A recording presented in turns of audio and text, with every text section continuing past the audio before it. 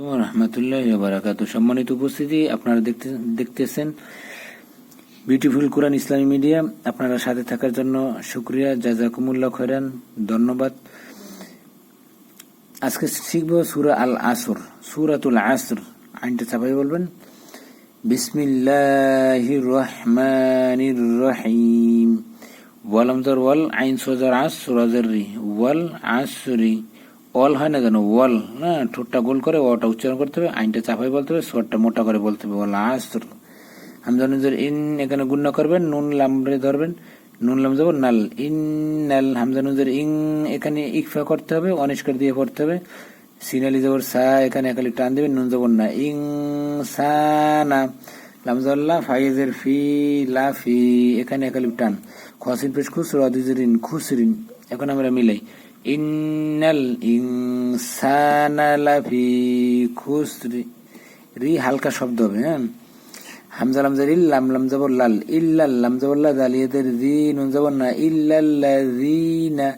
জিতে নরম করে একালিপ টান দিতে হবে। হামজা কারা যাবর আ, মিম যার মা, নুন অবেশ নু, আমানু। আলিফে একালিপ টান, নুনে একালিপ টান। ও যাবর আইন যাবর আ, মিম জের মি, লাম সদ পেশ লুস।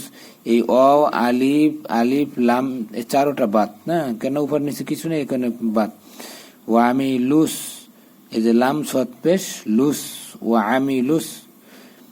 এই যে আইনটা চাপাই বলবেন, এখানে কোনো টান নেই। সদ খারে যাবর স, একালিপ টান দিবেন। লামজাল্লি হা খারে যাবর হা, তাজের তি, সলি হাতি। এই সতের উপরে একালিপ টান, হার উপরে একালিপ টান, খারা জবরের কারণে। অজরা তাজাবরতা, ওয়ালি জবর ও তা ও, ঠোঁট গোল করে একালিপ টান দিতে হবে। সত জবর সও, আলিফ বাদ। বালামদের বিল, হাক কব জবর হাক, কবজের কি, বিল হাক কি। হাটা চাপাই বলবেন, কপটা মোটা করে বলতে হবে।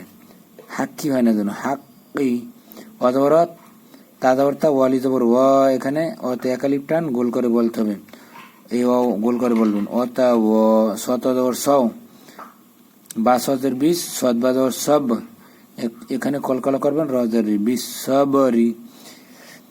এখন আমরা মিলাই পুরো আয়াতে, আয়াতটা একটু বড়। ইল্লাল্লাযীনা আমানু ওয়া আমিলুস সলিহাত ওয়া আমিলুস সলিহাতি ওয়া তাওয়াসাউ বিল হাক্কি ওয়া তাওয়াসাউ বিস সবর। এই বড় আয়াতের ভিতরে যদি শ্বাস না থাকে, যেখানে শ্বাস থাকবে না ওখানে আপনি থামবেন।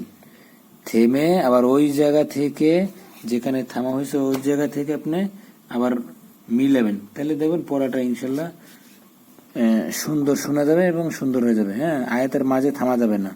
যে কোনো জায়গায় আপনি, ছোট আয়াত হোক বড় আয়াত হোক, আপনার শ্বাস থাকে না, আপনি ওই জায়গায় থামেন, থামার পরে ওই জায়গা থেকে আবার মিলাই পড়বেন, তাইলেই পড়াটা সুন্দর হয়ে যাবে। আর এইভাবেই পড়ার নিয়ম। সম্মানিত উপস্থিতি, আজকে এই পর্যন্তই। আসসালামু আলাইকুম ওয়া রাহমাতুল্লাহি ওয়া বারাকাতুহু।